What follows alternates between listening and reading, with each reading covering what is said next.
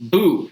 I know, I got a new background behind me, but I'm currently on vacation. I'm chilling out at Disney in Florida, but I had to record this video because Blizzard, you gotta stop doing this. We're just gonna jump right into the topic for today, and I'm on a little bit of a different device, so I do apologize if things are a little weird because I'm using a Mac device. I know, I don't usually do things on Mac, but we have got to talk about how exactly Blizzard presents some of these nerfs, because a lot of these nerfs and a lot of these buffs are really good, but we're going to just go ahead and talk about each individual buff and nerf and what I enjoy about how they communicate this stuff with us. And one of the things that I feel like is going to be very important in this video to take in mind is that some of these buffs and some of these nerfs really don't feel like they change the cards all too much. So like when I first saw this post right here, we're getting 16 buffs, we're getting 6 nerfs, and we're getting 1 card that's apparently getting banned, and we got a whole topic talking about this. I was really excited because 2 of my favorite cards from the sets that we've had, Climactic Necrotic Explosion as well as Ma and Pa, are cards that I really want to be meta relevant.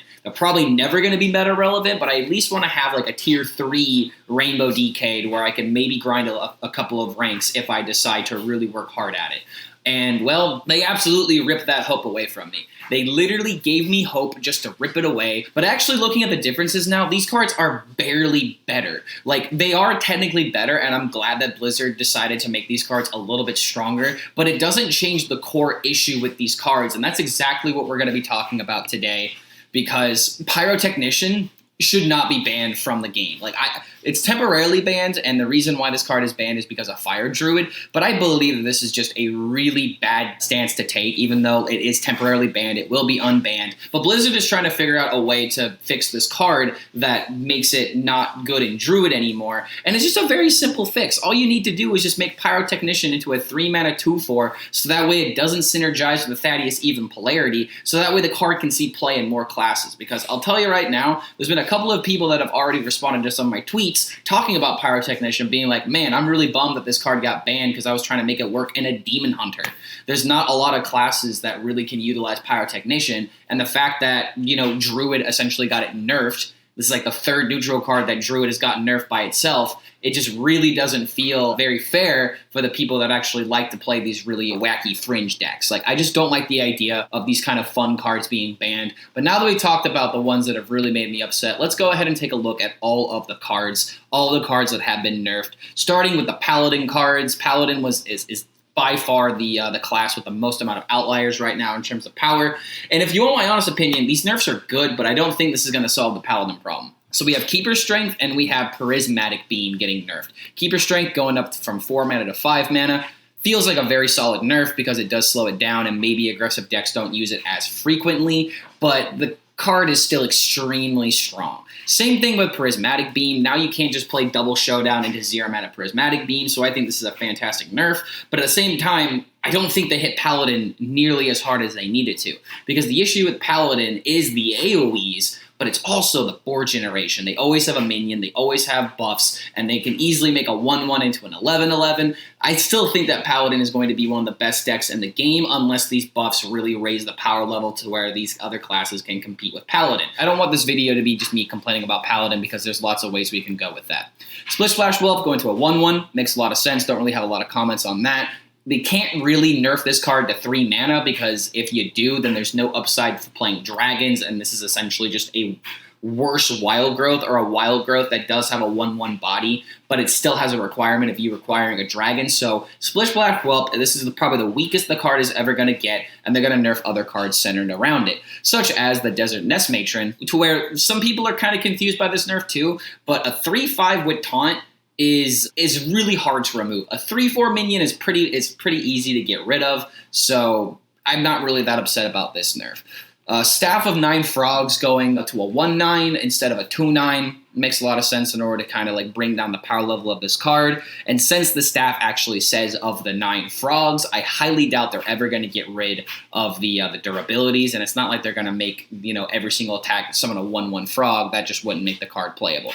But right here is where I start to really question, why are we even nerfing Arcane Worm to a 1-mana 1/1? How does this make any impact? I just really don't understand this. When I saw Arcane Worm getting nerfed, I originally thought they were just going to make it 2 mana in order to try and slow down Sith Mage a little bit, so that way its early game is a bit more susceptible to getting aggroed down. But it's like, what is this nerf even for?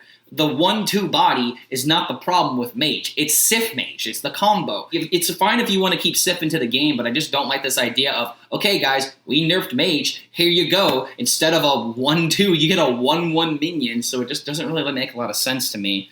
And as you keep going down, it kind of gets worse, and this is like the title of the video right here. I really don't like it when Blizzard makes these claims where it's like, we're going to nerf the metagame, we're going to hit all of these decks, and then the card that gets nerfed from the deck is not even the problematic card. So clickbait out of the way, ha ha ha, the title is really good. I know, I'm a YouTuber, I figure out these kind of things. But now let's get into the meat and the potatoes of why I'm even making this video. Pyrotechnician being temporarily banned. As I said earlier, this card does not really deserve to be banned in my personal opinion because it's only a problem in Druid, and the dev comment actually puts it very, very simply. If we had a nickel for every single time a problematic Druid deck was refined after we locked our balance patch contents, we'd have like 2 to 3 nickels, which isn't a lot. But it's enough that we wanted to take quick action before we left for the year. We weren't able to get a balance change for the newly emerged Fire Druid into this patch, so we're temporarily banning it so we can reassess our balance window. So pretty much what they're saying is that Fire Druid popped up on their radar pretty much at the very end of the balance cycle, so they weren't really able to do anything with this. But I really do believe that all you really needed to do with Pyrotechnician is to make it a 3-mana 2/4, so that way the stat line still is, decent, but you can still play it in other classes.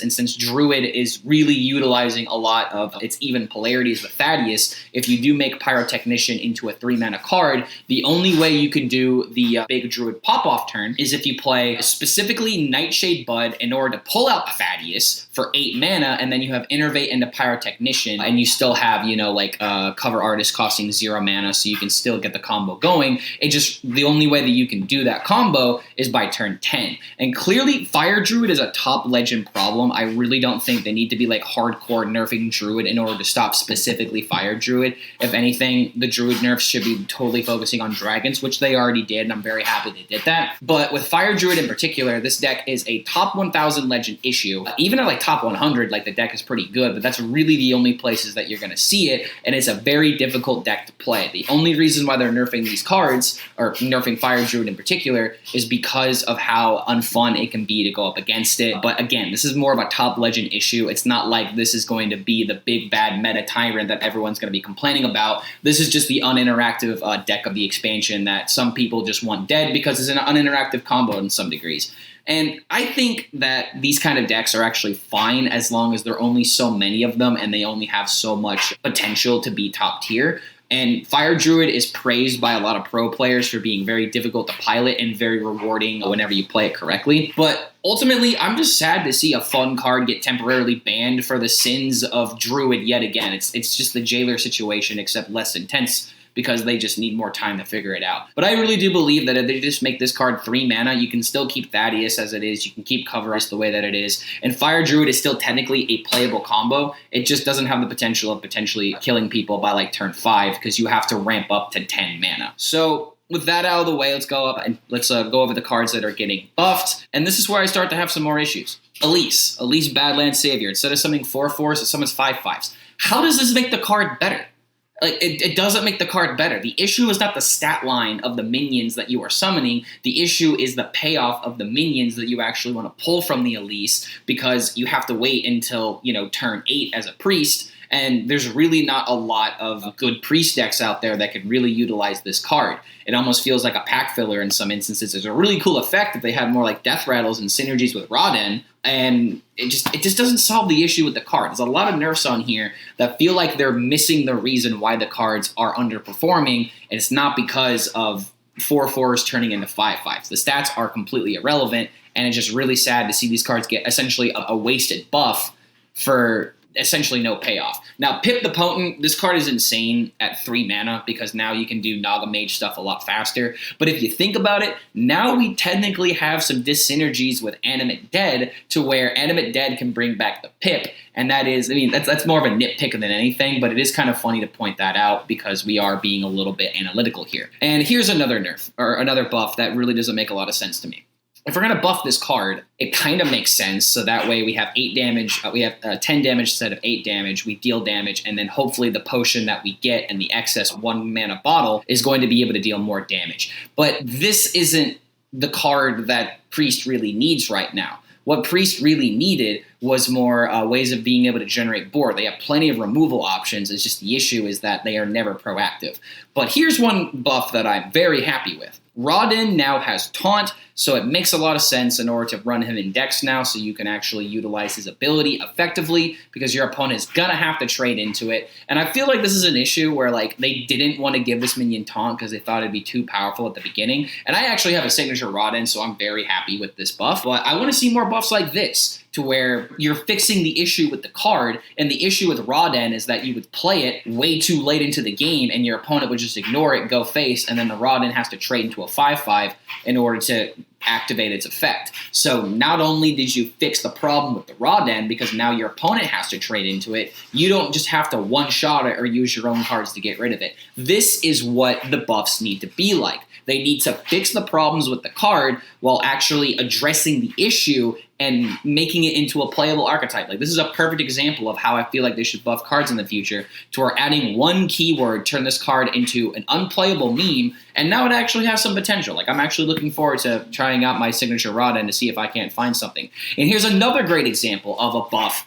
And Rogue is actually doing very well right now, according to pro players like Fino, J. Alex. They're all having fantastic times making good Rogue decks, and there's even a Reno deck for Rogue running around now. And that was one of the weakest archetypes before these balance changes came out. So now the Scorpion went from get 4 random spells. If you've excavated 8 times, they cost 0. Now it is get 4 random spells. They cost 1 less for each time you've excavated this game, but not less than 1. So they've completely thrown away the cost 0, because excavating 8 times is a lot harder for Rogue than the designers initially thought. And I do believe it's because they were just scared of Shadow Step into Miners, to where they can get easy excavations for almost no mana. So that's why they really made it difficult for Rogue to get the full payoff. But now it makes a lot more sense to where you can get this value. It's not just going to be taking up a lot of hand space. If you have to excavate 4 times in order to get this card to begin with, so you get those 4 random spells and they essentially cost 4 less. That is just massive, and the fact that they don't have a possibility of going to 0, I think, is a very good thing. One buff I'm not particularly sure about, but that's just because I haven't played with the card, but this does seem like a very nutty buff, is from Velorock Windblade, to where it went from, while this card is in your hand, play 3 cards to reveal his true form, which is the charge ability. Now it's just play another card from a class, just one card. So this can probably be really good with like Shadow Step combos in order to do like a 5 mana deal 9 combo, because you can Shadow Step it since this thing has charge. So Rogue feels like it's getting a lot of love right now, especially with Shell Game. Shell Game going from 3 mana to 2 mana. And the dev comment being, Rogue hasn't had a lot of success with the new Excavate and Burgle cards, and we see players excited to try this archetype. The challenge with Scorpion is that we don't want the spells just to become fuel for Draka and Sinstone Graveyard. I 100% agree with that, because it would just make Miracle Rogue the go-to, and you want Rogue to have many viable options. You don't just want them to always have to run Draka and to always run Sinstone Graveyard. This change makes the card smoother to play throughout the game, but the 1 mana limit should prevent it from becoming a Miracle Pop-Off generator. 100% agree with that. Now let's get into the Warlock buffs, and this one is really weird. I'm not really sure how I feel about this, and there's a Twitter post that I saw that I wish I could give credit to whoever I saw it from, but because I couldn't find it and I'm really bad with Mac products, I'm not going to be able to pull up the tweet, but I'll just paraphrase it. Barrel of Sludge went from 2 mana deal 3 to now 3 mana deal 4. The issue with this buff is that you are essentially telling Warlock players that they have to go all in on an OTK with Steam Cleaner and like Tome Tampering, because it is significantly harder to play these cards on curve and playing it in a tempo fashion, to where like you're playing like a Sludge Zulok or something like that, trying to make use of playing for tempo versus having to build up all the barrels and then throwing them all at once. It just makes it a lot harder, because 2 mana deal 3 is significantly easier for tempo decks to play than a 3 mana deal 4.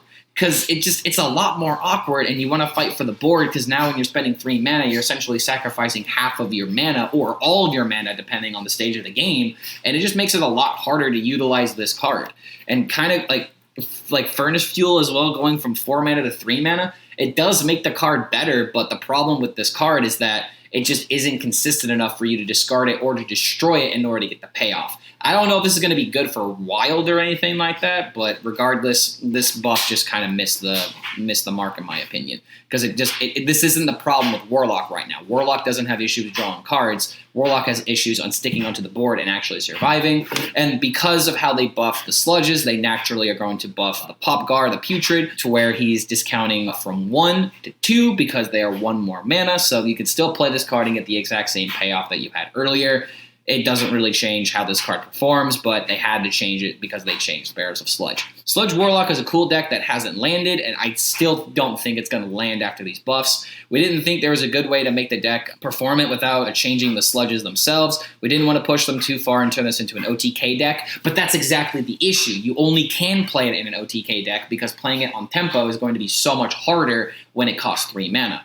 This change makes them more potent when you discard them without making them too strong as played, but the Pop Guard adjustment just means the sludges still cost 1 without it. It makes a lot of sense. Now we're going to get into the main reason why I'm recording this video. The Rainbow DK buffs are almost completely irrelevant because the rune restrictions on Maw and Paw is the issue with this card. I don't know if you need to make any ability changes, but there have been some people that are like, ooh, what if you were to swap the abilities on Maw and Paw to where at the end of your turn, you spend 5 corpses and get 5 health, while at the start of your turn, you gain 5 corpses. I think that might be a good way of trying to make this card a little bit better if you're really trying to push this card to be a meta tyrant within Death Knight. But the real issue is the Blood and the Unholy runes. You can only really run this card in Rainbow DK. And Rainbow DK is absolute garbage right now and will continue to be garbage, even though Climactic Necrotic Explosion got buffed. And we'll get to that here in a second, because I have a lot to say about the Climactic Necrotic Explosion. But Maw and Paw is just never going to see play outside of getting randomly discovered from like a Hemachurge, to where maybe Blood DK can take advantage of this. But another issue with Death Knight right now when it comes to Rainbow DK is that we don't have a lot of ways of spending corpses. This card gaining corpses doesn't help us at all. I really feel like at the end of your turn, you should spend those corpses because there are not a lot of ways of spending massive amounts of corpses without like a big Corpse Bride turn or something like that. So I think the issue with Maw and Paw is that it's too restricting and it's not rewarding enough. And it's just, what deck do we want to play that has a Blood and an Unholy rune that isn't Rainbow DK? We can go Blood, Blood, Unholy, or Blood, Unholy, Unholy, and play like a Blood Plague deck or something like that. But unfortunately, that deck is just not good enough and is never going to see play at any point in ladder. But now let's get into the one card that I am very frustrated with, and is the whole reason why I'm even making this video on my vacation. Climactic Necrotic Explosion, this buff is actually worthless. And I'm going to be as nice as I can while explaining this. But the issue with this card, and when I explain this, I feel like it'll put things very, very simply. It went from 5 damage to summon 2 1/1s to deal 6, summon 3 2/2s. All they did was essentially give you a 4 corpse bonus on this card. That's it. They just gave you a free 4 corpses spent at the beginning of the game in order to make this card slightly better. But the issue with this card is the fact that it is just really restricting. It is very hard to build up the corpses, and sitting at 10 mana, you have to survive until the very end of the game. I was very hopeful, wishful thinking, wishing that this card would go to like 9 mana or even like 8 mana if they were trying to push this card. But I think they're really worried about Queen and Ring synergies, so that way you can play 2 Climactic Necrotic Explosions in the same turn. What I feel like they should do with this card is that they should change how this card gets randomly improved. I believe the damage should be improved. I believe that the summon should be improved, and I believe that the souls, the stat lines, should just be, you just buff it by itself. Instead of buffing the HP or the attack, it's just both at the same time. So if I spend 1 corpse and it goes onto the stats, it just goes to summon 3 3/3s instead of summoning 3 2s or 2 3s. I believe it should always just be like 3 3, 4 4, 5 5. Like, the only way to really make this card good is if there's enough damage to warrant it. Because the biggest issue with Rainbow DK in general is that the board that you summon, it's usually worthless because it gets cleared so easily. Removal is so aplenty in Hearthstone to where even Druids are having AoE because they have Yogg, and Yogg still sees a lot of play. Prison of Yogg still sees play. There's a lot of random ways of being able to deal with this, and the biggest issue with Climactic Necrotic Explosion is that it is, aside from Plague Grain, one of the only unplayable triple rune cards because making a deck with the pop-off of the rainbow archetype is just not there. This card will never be good, apparently, even after this buff, because it's just not allowed to be good. And it just really makes me sad that Death Knight really has these cool cards, but they are pigeonholed into only running the same archetypes right now: Plague DK, Blood DK, Frost DK, and Unholy DK, because the rest of the archetypes just don't perform and they don't have enough sustain in order to make it to these big bombastic turns. And it's like, but overall, I really do believe they could have changed this card a little bit more. Maybe they could have increased the damage. Maybe they could have just made it a little bit more powerful. But the biggest issue is that we don't have corpse spenders and we don't have enough cards within the single rune restriction on all the different runes. It's just really sad. And I really wish that Death Knight was not limited this hard, because they have a lot of fun cards that just don't see play. Corpse Bride, the minion now has Taunt. This really only affects arena players in general. I still don't think this card is going to get played in Standard, but it is good to see that now we have another corpse spending card that does have some potential high rolls. So maybe Corpse Bride can actually find its way into Rainbow DK, and maybe spending 10 corpses a little bit consistently will help us get that charge on the Climactic Necrotic Explosion. But the biggest issue with Corpse Bride is that it's a little bit awkward, because in order to get 10 corpses by turn 5, it's very difficult to do that in Standard, and you have to do very specific plays. But regardless, I don't think Corpse Bride is going to be seeing a lot of play in Standard. Mom Paw is a cool card that's gotten a lot of attention. Some players have suggested that one of its rune requirements be removed, but its effect implies both runes, so we'd rather just make the card stronger. One attack can do a lot with a minion this sticky. Speaking in terms of multiple runes, Climactic Necrotic Explosion has not worked as enough of a rainbow payoff card. This card already does a lot, but we wanted to just make the effect hit a little bit harder. Some players have asked about Climactic Necrotic Explosion spending all of your corpses at first, but we really don't like how that would be a complete change to the texture of the deck. Instead, we are making Corpse Bride a more exciting and safer big corpse spender. And that's really the biggest issue. Like, they nailed it. There's not enough corpse spenders in the game, except, are we going to get more? By the time that we have enough corpse spenders in Hearthstone, this card's going to get rotated out, and I'm going to be very sad when that happens.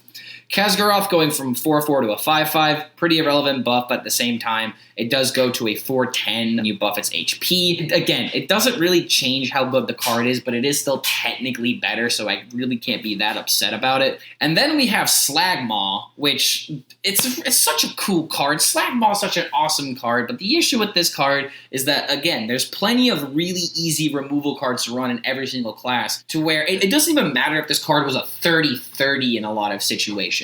Slagmaw is just way too slow of a card. I just don't see how this card can ever be good, because there's never going to be situations to where you can stick it onto the field. There's just so much effective removal. This card is going to get yeeted from the board every single time. But looking at the design notes, Khazgaroth is one of the weaker Titans right now, and we think that the types of decks that run it could use a little bit more power, but we didn't want to push it so far that it would go into a more aggressive warrior deck. I really do agree with that. Slagmaw is just weak right now, so we're setting its alarm clock a little earlier. See, like, they don't even believe it's Slagmaw. They had half a sentence in order to talk about this card, because unfortunately, even though it is a really sweet card, it is never going to be good. Again, even if this card was a 30/30, still wouldn't see any play, still wouldn't be slotted into decks. It is just way too bad.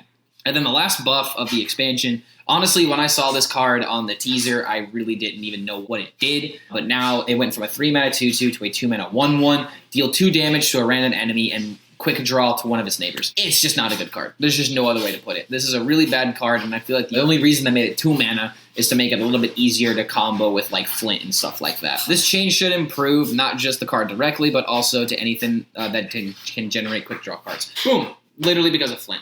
And those are all the buffs. Those are all of the things to look at. But the biggest thing that I want to actually focus on to end out this video is Blizzard. If we're going to buff cards, we really need to address why they don't see play. Like the rogue cards, for example. The rogue cards were fantastic to buff, and the ways that you buff them are very, very appropriate in my opinion.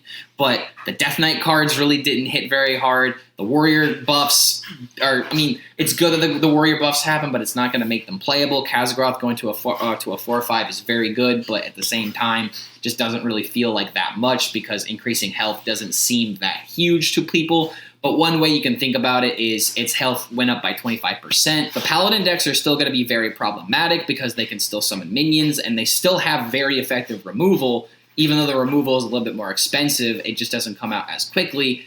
you could still play Prismatic Beam by turn 4. A double showdown into coin Prismatic Beam. If anything, I feel like they should have added the text, this card can't go below 1 mana, for the exact same reason why the Scorpion doesn't go below 1 mana, but regardless, those are all my takes. That's everything that I wanted to talk about. I mostly wanted to make this video talking about the rainbow buffs as well as the Pyrotechnician change, because I really don't think they need to do that. Pyrotechnicians just go to a 3-mana card, and at this point, I'm just repeating myself. But thank you for indulging me as I'm still on vacation. If you're watching this video as soon as it comes out, I'll be coming back home on the 23rd. And I'll be getting ready for a Christmas stream because I'll be coming back late on the 23rd. I've got plans for the 24th, and then we are going to party hardy when it's Christmas time. So if you like this kind of content, like the video, share it, do whatever, leave a comment, have fun, guys, because I'm on vacation and that's all about having fun. Thank you so much for making it to the end of this video. We'll see you for the next one.